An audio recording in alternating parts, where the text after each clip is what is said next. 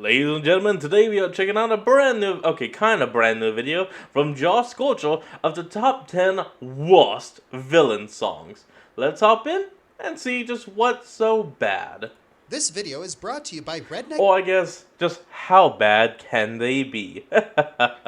Yeah, we all know that's probably going to be on here somewhere. For an affordable price. Use code JoshScorcher at checkout for a 5% discount. And make sure you don't have any coupon clipping extensions like Honey installed or I don't get my commission. Thank you! Yikes. Hey, you know all those really good villain songs we talked about on the channel? Yeah.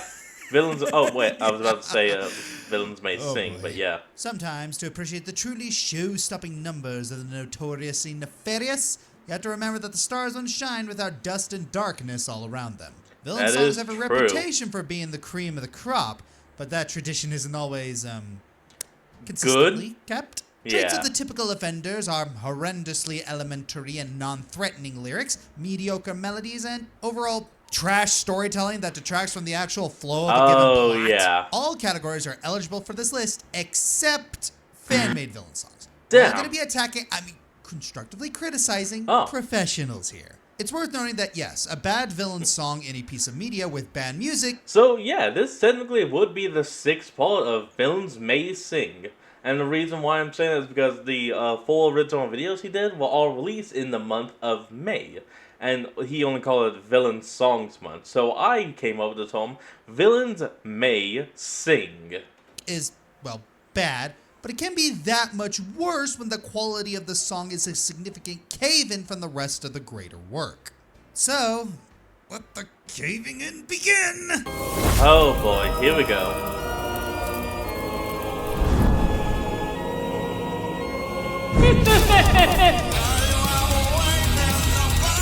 Great to be here, Josh. Great to be here. Let's keep it up. I think it's a little inconsistent, don't know why for some reason. I'll just keep an eye on it and bump it up and down as I go. It's all a good doggy. It's all a good doggy. Picture this. You wake up one day and you That seems find left that field. on the news, a natural phenomenon is threatening life as we know it. And Oh, yeah? everyone is ordered to stay inside until the government figures out a way to protect its citizens. Political unrest ensues. People begin to blame their neighbor, and society falls into chaos as fear corrupts the minds of the entire nation.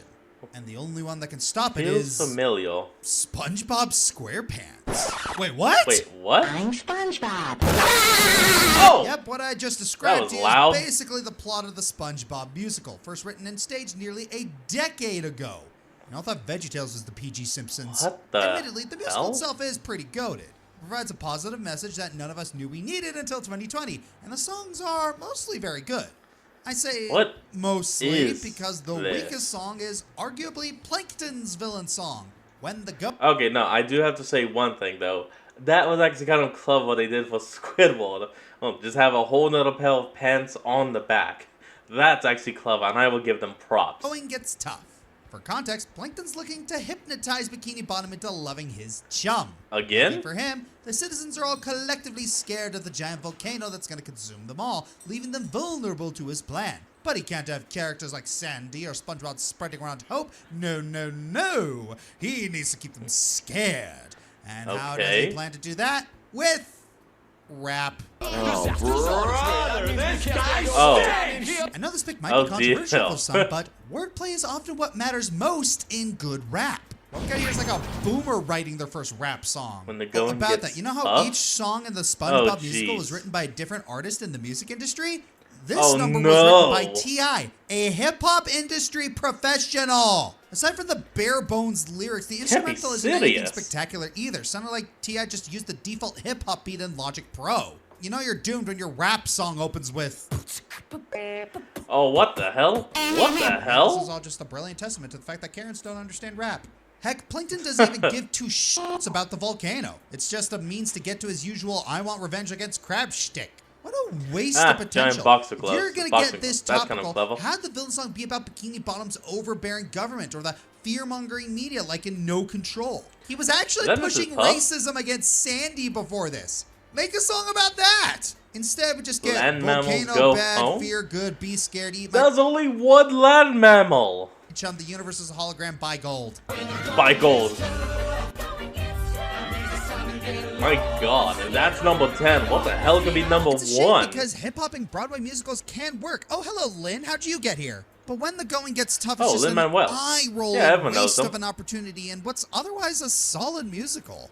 Good doggy. It's all good doggy. I don't know why, but something about that transition, I don't know why. Something just does not stick right.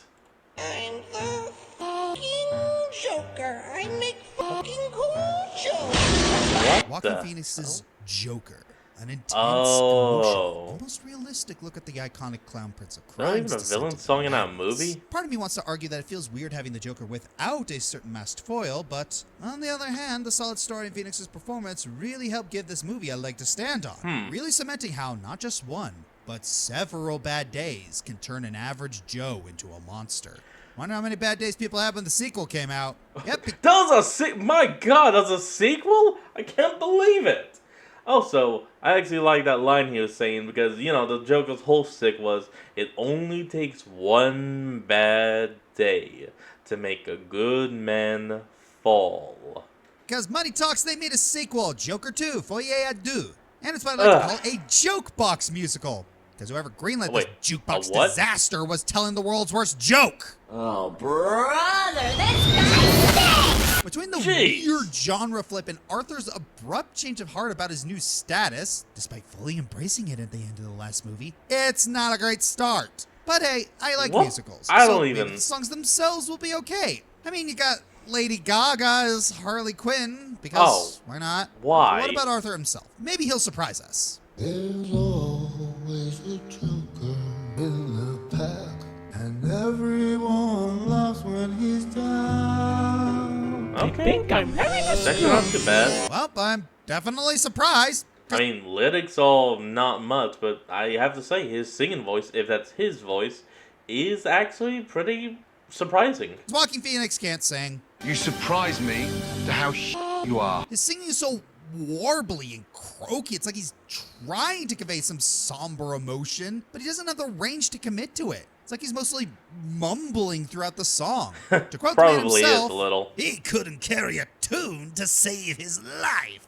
I don't know if I can really comment on the song itself or the visuals. Like, visually it's nice, but the shit between the courtroom scene and the song itself is really jarring. The lyrics are great, really fitting for Arthur's situation, but it's mostly because it's a cover. A soulless cover. A soulless cash grab musical that grossly misunderstands DC's most iconic villain. This TLDR, can't be. just stick to the first movie. Don't even bother with this one. Yeah, forget the sequel Especially if you love existed. musicals.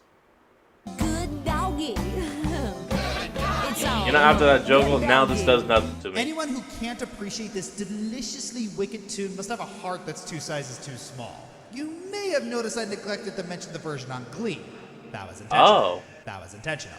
That was intentional. At first, you really have to here we ask go. yourself, why does everybody take a shot at Glee? They remember that the show is literally everything people hate about jukebox musicals. Its soundtrack consists entirely of covers, and to say that they I was just about to say, I think I realized what a jukebox musical is.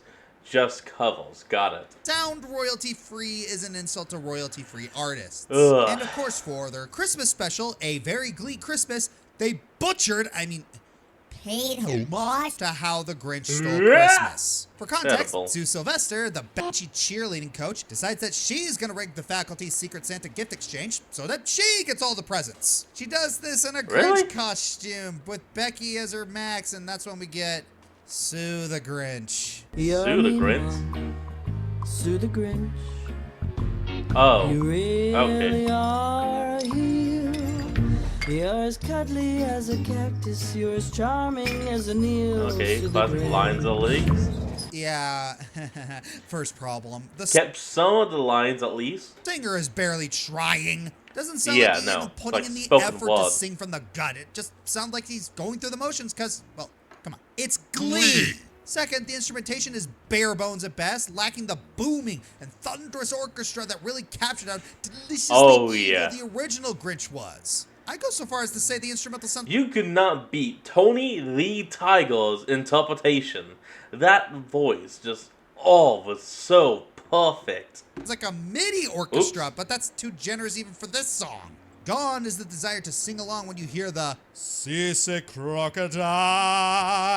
Oh, And in its yeah. place is an electric guitar riff that's all teasing with no climax. I can't stress enough just how in So one ear, out the terrible. other this version of the Grinch is. Seriously, just listen to the original Thurl Ravenscroft version side by side Thurl with the Glee version. Ravenscroft. Yep. I wouldn't touch you with a 39.5-foot pole.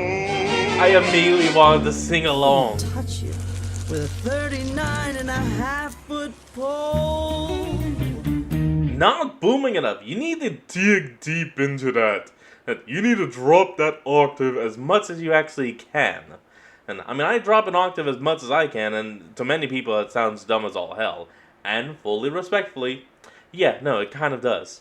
Notice how much personality Ravenscroft brings to his performance. You can tell from his delivery that he despises the Grinch as much as we do. In the Glee version, the singer sounds less appalled and more mildly annoyed. In fact, seeing the Grinch is so pathetically Ugh. stale, I can't even think of much else to say about it. It's just that boring and forgettable. Terrible, It's one yes. thing to have a villain song that's memorable for all the wrong reasons. It's another to have a villain song so bland and devoid of soul that...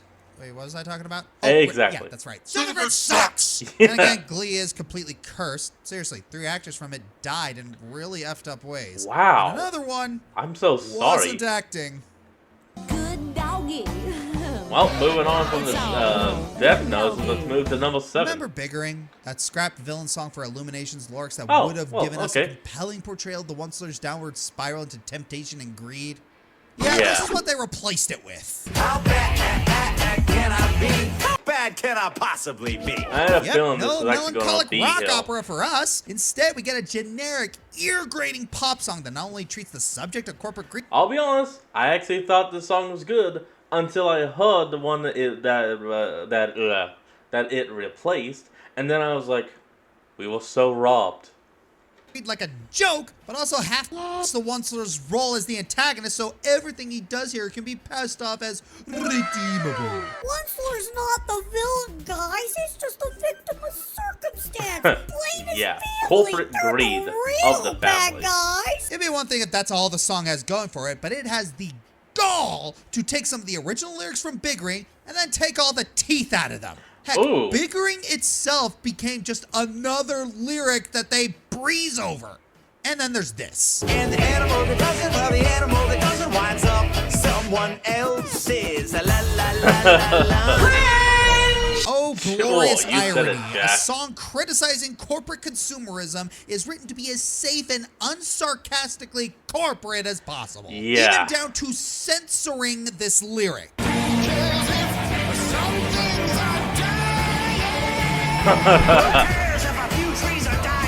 Oh yeah, changing some things to a few trees. Yeah. Okay. Comes across as Yeah, downplaying no, not Onceler's just lack some of trees. empathy by framing the situation as it meaning well. Come on, he didn't want to hurt anyone. He just wanted to cut down a few trees. But oh no, he got a wee bit careless and cut everything down. Yeah. Poor guy. Because heaven You forbid we suck. actually make him pragmatic or realistic, am I right? The subject of greed became less of a cautionary tale and more just a flaw for the character to get over. Suddenly, How Bad Can I Be doesn't sound like a mockery of Onceler's narcissism anymore. They really do insist he isn't that bad. Heck, even if you put all He that just aside, the song messed would up. still be on the list for the obnoxious Just close-ups, tactless visuals, and the singer trying way too hard to sound hip by scratching his voice at every emphasis. Can we get him a lozenge? I remember seeing a comment that said, Biggering is what actually the happened. battle. This song is what Onceler told us happened. Considering the character's Oh, that would actually make a shit ton of sense. known for making excuses, I can buy that. Song still sucks Yeah. though. Yeah, I know this song has a fan base, both ironic and unironic, and I'm not trying to disrespect you I here, love the but original. I just really don't like this song. To me, it's professionally made art assassination, and I just can't pretend it isn't frustrating. For those who treasure the source material, it's an insult. And for those who don't, Oh, yeah. it's corporate schloppity schlop that doesn't paint them a good picture of what the Lorax speaks for. Good doggy. I mean, hey, at least one thing is that the Lorax is, of course, still speaking for the trees, and they're thankfully not speaking Vietnamese. I'm sorry. It was right there. Let's just keep going on. I'm sorry. Good doggy. Making a villain protagonist is a villain surprisingly hard thing protagonist? to get right. Huh, okay. You have to make them interesting to follow in some way, and that's more complicated than it sounds. But if you're not going to give them any likable traits, you can try to make them entertaining or give them an interesting story to keep people wanting to watch the character. Yeah. The Grinch Don't ever go, perfectly encapsulates this format. Shadow, Why do that's I the bring one. all this up? Oh, Really? I gotta talk about this. Eight Crazy Eight Nights? Crazy Nights is what happens when Adam Sandler wipes his ass with the Grinch format. It's crass, weirdly unfunny, and Yeah. the songs are... Complete jokes. Just, why did he censor that guy's mouth? He didn't New say material, anything. I guess. Davey, the protagonist, is a self-centered grouch who hates the holidays, but unlike the Grinch, his shenanigans are just mean-spirited and filled with edgy humor. And the song Technical Foul puts that in the limelight. Why Oh, is the song boy. so bad? Well, it's Adam Sandler singing it as three characters: Davey, Whitey, and Eleanor. One of them is You can't be serious. He's voicing all three of them? Oh my, I. regular voice, which is great. He's a good No. singer. But the other two... If you touch the thermostat, You'll get hit with a bat. 'cause that's a technical foul. You will feel my wrath. Oh. Actually, Oh, God. preferring nails on a chalkboard here. But even if you take Yeah. out how the voices sound, if you could call it that, what they're saying isn't exactly poetry. Can I sleep past 3? If you do, you'll get a key. Take a whiz in those flowers. I'll say hit the shower. Use this horn as a bomb. Adios, Tommy John. Make That was, how would that even work? You're the click of the ball, Hoop. It's just Davey listing ways he wants to mooch off Whitey or otherwise be a nuisance, and it's not fun to listen to. With other villain songs or at Yeah. least villainous protagonists, they at least Oh try my and make them God. entertaining, but Davey is just unpleasant. Whether it be the voice or the personality, everyone in this song just sounds bad. Yeah, The no, straight instrumental terrible. is good, but am I really going to a villain song? Except Davey. Davey's voice is, still kind of decent. But having Adam Sandler voice the other two, no. That's where you fucked up. For the instrumentals? That's where you fucked up, Adam. Okay, touche. Put simply, this song in our books gets a technical foul. Oh, Josh. Ow. You're gonna cough up a lung. Doggy. Let's just move on to number 5 before the guy does hack the lung. And now, curtain up on Spider Monster, the musical. Wait, Spider monster. oh, Watch me fly to we the got some Muppets? Yeesh, even Sesame Street knew this thing was doomed. But they were too nice to say it. Spider-Man Turn Off the Dark was, something. A great Wait, big what? budget The attempt what? at turning a certain wall crawler into a Broadway musical. Inspired by the equally camp Sam Raimi films, naturally. And give it credit, Oh, there was more heart okay. put into it than this train wreck. But it still Fun and suffered loaded. majorly behind the scenes. Delays, cast and crew changes, a bloated budget they somehow overshot, 75 and million? disastrous stunt accidents. The leading man Oh. for Spidey himself ended up in the hospital after one went wrong. Really wrong. So suffice Jeez. to say, this is a rather infamous chapter in Broadway history. But as for the songs themselves, Clearly. and that's probably the worst thing a Broadway musical can be. Oh, Nothing God. special, nothing to write home, but hey, at least your insomnia won't be a problem after hearing this soundtrack. Arguably, Yeah, the this biggest just- offender is Sinisterio, the song playing I'm up- during the what happened? Sinister Six's rampage. Visually, it's a colorful fever dream. Is that Andy Musically, Sandman? it's it's Electro? a mess.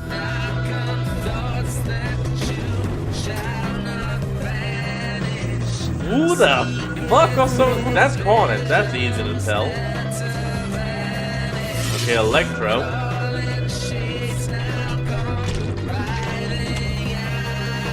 Okay, two of them at least are visible. What the fuck bug? are these lyrics? Now come thoughts that you shall not banish. breath of our breath with no blood or bone. It's like they're a wannabe poet trying to sound profound after getting the munchies at 2 a.m. That's meant to be the psychedelic music does nothing to help it and just makes me want to take a nap after this. Spidey has one of the best rogues galleries in comic book history, and they deserve better than this snooze fest. Don't know what else I can say. Also, why do you have Craven, though? Craven is not one of the Sinister Six. Not even close. Bad musical. Probably for the best to stay buried. And take these with it. Good doggy. Okay, well, already halfway through this list.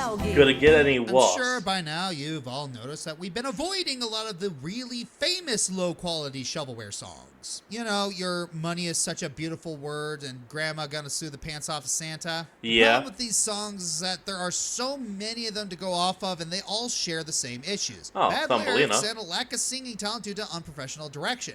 Considering you can fill up the list with just these songs alone, it feels lowbrow. But if we are going to pick one for the list, we gotta go big. We gotta pick one that defines all of them in a single hilariously awful package. And ladies and gentlemen, we definitely got one. Years from now, no one will bother to recall your because all of this will be mine! Okay, to quickly explain, because I know Joss is about to, why am I bothering then? Joss, take it away. Get one thing clear. This is barely a song. Ruber's maniacal villain song from Quest for Camelot throws away everything about basic songwriting and comes across more like incoherent drunken rambling. No, like, actually, Gary Oldman reportedly had some of that liquid courage flowing through his veins while recording this song. He was drunk? Get into Ruber's deranged headspace. Mission failed successfully. There's no beat to this song. There's no consistent rhythm. Every time you think you know how it's gonna go, it just drifts further off the rails into complete insanity. In the back of your wagons, my men will all hide. You'll sit up front as the gates open wide. Now watch me create my mechanical army with pride. Mechanical army? Huh.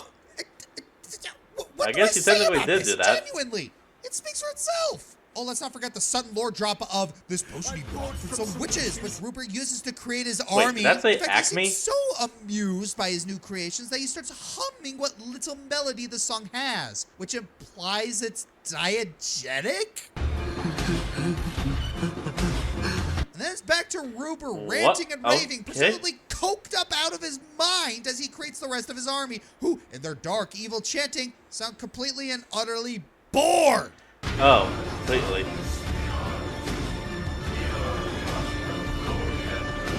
Bring on the darkness, bring on the... Hey, Barry, you know when we're getting paid for this? Ruber makes sure to give a grand speech containing only 3 words. I, me, mine! As his minions seemingly perform an interpretive dance with him. What, do you have a better explanation for the chaos on screen? Please, we're waiting to hear it. Truthfully, the so bad it's good elements of Ruber. Yes, they phoned it in so much the name of the song is just his name. The only good thing I can actually even give this song is just the idea of the whole potion fusing of organic and machine. Even though technically it's not machines, it's more so just, well, weaponry. I mean, this is literally just a chicken with an axe. Like, there's a guy with a mace that was thrown in, and then a fat guy with a crossbow. Well, the only thing mechanical even really made from this whole song, and it doesn't even happen in this song, happens way later, is when the guy fuses his hand and with the sword from the stone itself. Aside from that, there's nothing mechanical here. And the only reason why I even point out his hands being mechanical is because the whole it can rotate. Aside from that, no, nothing. Nothing mechanical in the slightest. Heck, if you're drunk too, it's a laugh riot all the way through as you wonder how any of this could pass for anything close to music. In a weird way, they struck gold here, but the fact it's barely a song still means it's eligible for this list. It's about the only thing Quest for Camelot has that stands out. The rest of this movie isn't nearly this interesting. But oh, Ruber, oh! Yeah, I mean, I guess technically, Yeah, it falls into realms of a song. There's music, like there are lyrics sung in English either by or about the villain. And so, yeah, it fits your whole criteria. Oh, Ruber, the absolute crown jewel of so bad it's good. Good doggy. It's like the room of songs.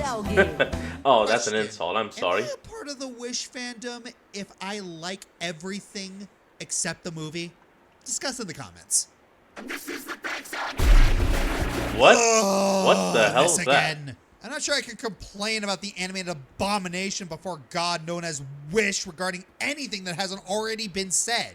But that's okay. Repeat complaints will only emphasize the flaws that deserve to be pointed out, especially this movie's horrid excuse for a villain song, "This is the thanks I get." Yeah. Yes, the lyrics are garbage. It could have been so in line much with the better. music. But the lyrics aren't bad just because they're clunky and elementary. They're bad because they don't reflect Magnifico. And they propel the story forward about as much as a mattress can propel a bullet train. Villain song or not, any piece in a theatrical setting needs movement. It must lyrically make sense as to who's singing it. There needs to be evidence of what is being sung, or reason to believe it will happen.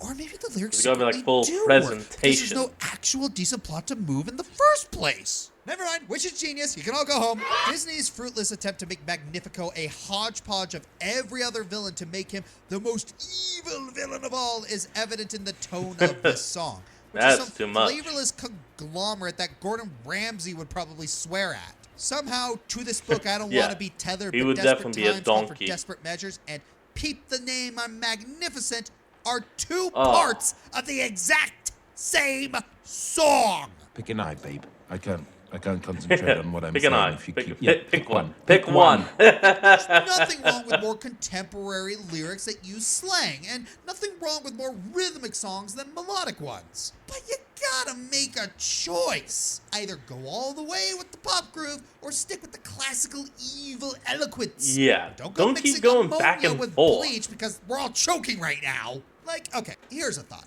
You know how Sticker Star is a pretty mediocre game on its own, but it goes from Gets mediocre a lot to of hate, bad so when you yeah. consider how exquisite the 3 prior Paper Mario games were. Yeah, I suppose this song isn't quite rock bottom if it stands alone as some odd Lin-Manuel Miranda wannabe theater anthem. But, remind me what villain songs came before this one? Like fire. Oh yeah, Hellfire. Love it. I got voodoo, I got hoodoo, I Love got this things one. I Keith need David to rules. When I was a lad, I Oh, ate 4 Gaston. dozen A eggs. personal favorite.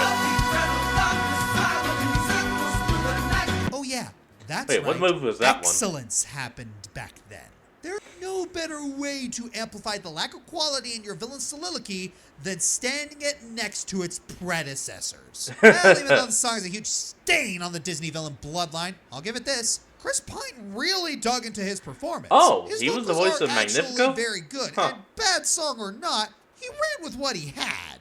This was the villain song Yeah, I that can't helped us blame come up him with this for that. video in the first place. After which came out and cursed us all with this cacophony, that's when the music world began to halt worshipping villain music for a moment to recognize that it's not always like that. This is the bad villain song. And yet, Yeah. there's worse. Oh god, that's right. This is only number People keep telling me 3. I need to take it easy with ripping into Disney. They need to stop giving me reasons to. Oh. Okay, the silver medal of terrible. Some of my older viewers are probably wondering where my Kingdom Hearts jar went. Now you know. Okay. I can do What's it gonna be? While I wish that This Is the Thanks I Get was the worst Disney villain song. Wait, was that supposed to be a bit? No, I'm not saying haha get it. I said which. Oh, Anyway, yeah, okay. Kingdom Moving on. Hearts 2 Moving on. has a worse one. And you know what it is. So, hit it. Jeez, I hate that saying. This Ow. witch is back to bring her wrath upon the sea. Triton can't be rid of me, not that easily. And like all who dared to... I'll go ahead and actually say this. Never played any of the Kingdom Hearts, so I had no idea of this song even existing. By me, he will learn it. I'm sorry, look at the time. There are 8 minutes left in this, and yet this is the silver medal of terrible? His lesson well, never toy with a girl like me. The Little Mermaid is far from a perfect movie, especially It is when good, compared though. to the original novel. But it really got shafted in its Kingdom Hearts adaptations. The first game didn't have the best controls, and fighting Ursula was a nightmare. This time it's a rhythm game, and I need an aspirin. Okay, there's nothing wrong with Ursula's singing voice itself. But since the whole section needs to revolve around a game, a lot of the lyrics feel out of tune to make way for the reaction commands in between. Flotsam and jetsam. Okay, at least you only have to technically watch one of Oh, those. darling, strong as the tide, sweet as poopsies, hasten to my side right now. Mommy needs you, crush the stupid fools. Okay, I didn't like that lyric. Sweetest poopsie. You chose to put that in the song. Yeah, I know and they're chose to have it adapting the final fight with Ursula, but vocalized. there had to be a better way to do this. Sora and the others seem even more out of place than usual, with their biggest contribution being killing said poopsies, and Sora going, Sorry, Mommy. Your poopsies are toast. Why? Oh it my should. god. We still get the scene after where Eric launches the trident right through Ursula. Okay. So even with the trench I could actually standard of approve Page that. to Atlantica, this song stands out as both pointless and annoying. That Doesn't help was the actual actually rhythm kind of commands good. can be even more strict than usual, causing a lot of failures for some poor children. If I didn't Oh, need to do this damn one to it. get Blizzaga and Orichalcum, I would just drown out the songs with some good old-fashioned rules of nature. This is not the end, my dears. I swear I've just begun. It's not over until Ursula has won. Okay, I'm sorry, but I would have to say this is actually even worse than that one rapping robot drill platform from Skyland or Giants. Like, But yeah, Drill-X? this is the worst Little Mermaid song ever. Are you sure about that? Really? Really? Who are you? Really? Really? Well, what do you think of this then? Wake up, wake up, wake up! Ah! Oh my god, you killed Josh Scorcher! You bastard! Okay, dishonorable mentions. Good doggy. I Can Change, South Park Bigger, Longer, and Uncut. It's Never seen it. definitely not Blame Canada. Master of the Blame Seas, Canada Ice is Age too 4. good. It's a badly sung and poorly written sea shanty. Didn't know I'd find one. That's and I'm not disappointed. that bad. The Duchess I Shall Be, the Loud House movie. This When did the movie Loud House have a didn't movie? need to be a musical. It shouldn't have been a musical. Oh gosh, why was it a musical? I didn't Mark know it there up. was a Repo movie. the Genetic Opera. It's ugly nonsense, but I guess some people got a kick of how surreal it is. The Ballad of Stryker, hell of a boss. Remember when Hey, Stryker whoa, was whoa. What's wrong with the ballad? And I understand it is, you know, cliche and tropey and all, but it's kind of just there to be, you know, well, that. A trope, a villain. Because, you know, he's an outlaw. That's kind of the whole point of the song in the first place. Cool villain. You have all my condolences.